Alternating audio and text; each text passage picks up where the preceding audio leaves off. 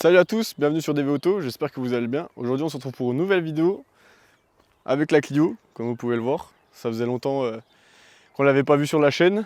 J'avais déjà fait donc la première vidéo en plus sur la chaîne, finalement c'était une vidéo de présentation de la Clio.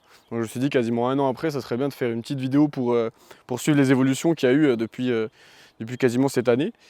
Et voilà, donc il y a eu pas mal de trucs surtout esthétiques pour l'instant. J'ai fait beaucoup d'esthétique, je pense que la voiture elle ressemble à peu près à la vision que j'en avais. Après forcément il y aurait toujours des choses à améliorer, mais bon après c'est plus une question de budget que d'envie on va dire. Donc voilà, donc la première chose que j'ai fait, c'est donc j'ai remis le logo bleu blanc rouge qui manquait du coup, qui rend voilà, c'est toujours le petit détail que j'apprécie, ça rend toujours bien sur les Clio et même sur les Mégane d'ailleurs.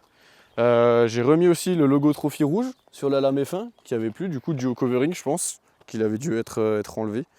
Dans le même temps, on a remis une sangle, donc là j'en ai remis une toute neuve parce que l'autre était délavée et j'en ai profité pour faire un vrai système pour que vraiment qu'elle tienne, parce que c'est vrai qu'avant elle était juste passée par en dessous et en fait elle était tenue avec le pare-choc tout simplement, donc dès qu'il y avait des gens qui tiraient ou quoi que ce soit, bah, en fait ça tirait sur le pare-choc, c'était un peu chiant, donc là on a fait un vrai système, je vous montrerai, on vous mettra dans la vidéo à quoi ça ressemble, qui pour le coup tient, qui peut potentiellement tirer même si c'est pas fait pour, mais voilà, pour dépanner ça peut servir au cas où.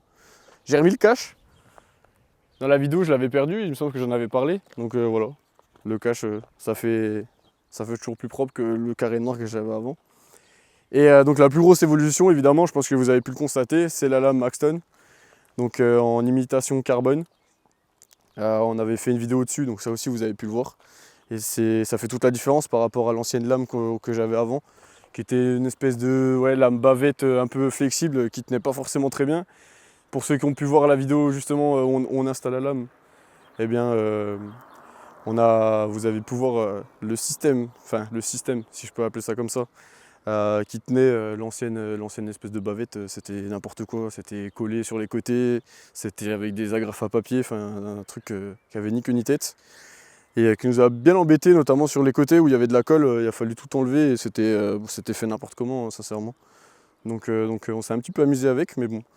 Le rendu est super finalement, enfin, je sais que moi depuis le début j'ai toujours voulu mettre une lame Maxton, donc j'avais profité du Black Friday en plus pour avoir une belle réduction en plus, donc n'hésitez pas à regarder, à suivre l'actualité, il y a toujours moyen de gratter quelque chose. Je sais qu'il y a aussi des personnes qui peuvent avoir des codes promo ou quoi que ce soit, mais forcément ça fait une super différence. Tant qu'on est dans le sujet Maxton, on a aussi le bas de caisse, imitation carbone toujours, qui rend pareil super bien, hein. Sur le coup, quand je l'ai pris, j'étais pas forcément sûr je sais pas vraiment sûr si ça allait rendre bien ou pas. Finalement, ça rend super bien. Bon, le seul inconvénient, c'est que ça a tendance à prendre toute la poussière et toutes les gouttes d'eau, forcément. Mais sinon, ça donne un petit look encore plus agressif à la voiture, que personnellement, bah, moi j'adore. Comme je vous l'ai dit, la voiture ressemble à peu près à la version finale, à l'idée que je me faisais de la version finale. Donc après, bon, encore une fois, il y a toujours des petites choses à faire. On aimerait avoir un body kit, on aimerait avoir des jantes Turini potentiellement, mais bon après ça c'est encore une fois c'est une question de budget. Et pour l'instant, j'ai pas le budget tout simplement en fait. Donc voilà. Pour ce qui est de l'arrière, il y a eu quelques changements aussi, notamment le coffre. Dans la vidéo, on avait vu qu'il y avait une grosse rayure qui traversait là, donc voilà, une personne fort aimable qui m'avait fait ça. Donc bon, j'ai pu repeindre le coffre. On a remis des logos noirs en relief. Les logos avant, je ne sais pas si vous vous souvenez, en fait c'était du covering tout simplement, donc ça rendait pas très beau. Donc on a le Renault Sport là, et on a le logo. Après ça c'est un logo qui est très connu, mais en rouge forcément, rouge et noir, qui rappelle la voiture et qui rend super bien. Donc voilà, c'est quand même bien mieux qu'avant. Pour le coup, l'arrière est beaucoup mieux qu'avant, évidemment. On a le petit covering pareil sous les phares, carbone, imitation carbone. Donc voilà, j'avais pris ça. C'était plus pour voir comment ça rendait, est-ce que ça faisait beau. Bon, je l'ai laissé au final, ça reste correct. Bon, évidemment, ça serait mieux avec du vrai. Mais pour l'instant, bon, ça fait l'affaire, on va dire. Et finalement, le plus gros changement, qui est plutôt discret, mais qui fait quand même tout son charme, on va dire, c'est sous l'aileron.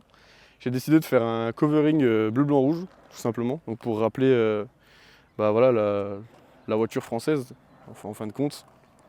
Donc voilà, c'est discret. Quand on est d'au-dessus, on ne le voit pas forcément. Après, on peut soulever un petit peu, ça se voit vachement mieux.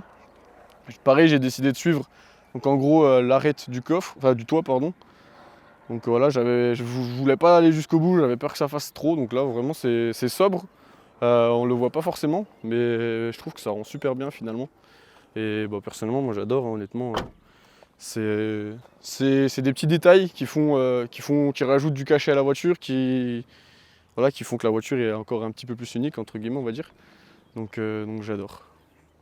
La seule chose que je pourrais changer, euh, ça serait peut-être l'antenne requin, qui c'est pas vraiment une vraie en plus, donc forcément ça rend pas très bien. Elle a très mal vieilli. En plus, c'est juste une coque, hein, en fait, l'ancien propriétaire a juste dévissé l'antenne et a mis une coque par-dessus.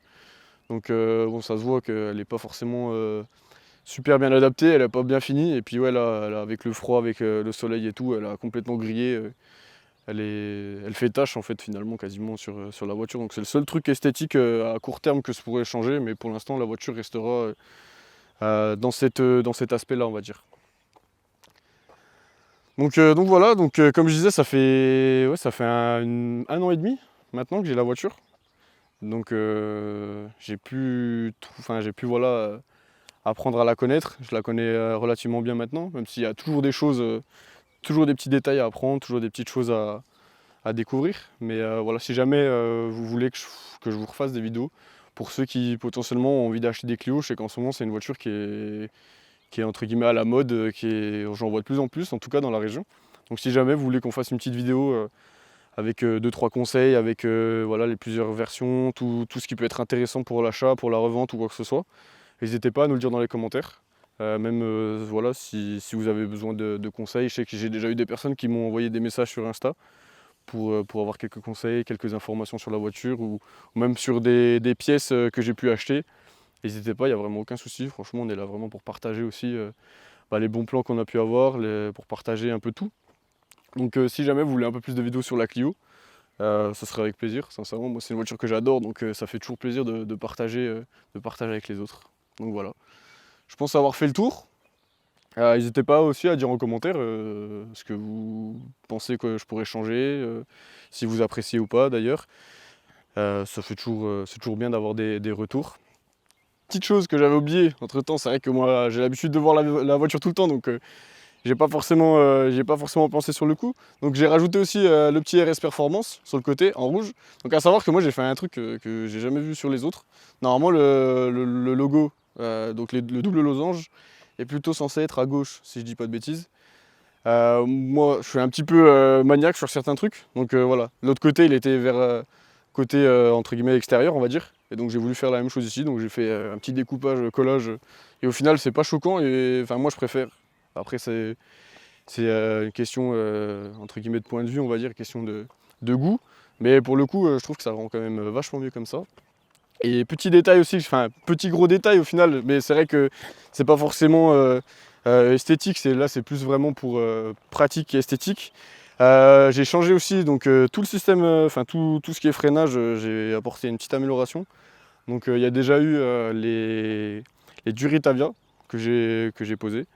Donc voilà, c'est vrai que c'est une voiture que j'en avais déjà parlé, je crois que ça devait être sur la vidéo de Vaison, où je faisais un petit peu un retour sur mon expérience que j'avais eue, où ouais, un des points faibles c'était quand même le freinage, qui n'était pas forcément endurant.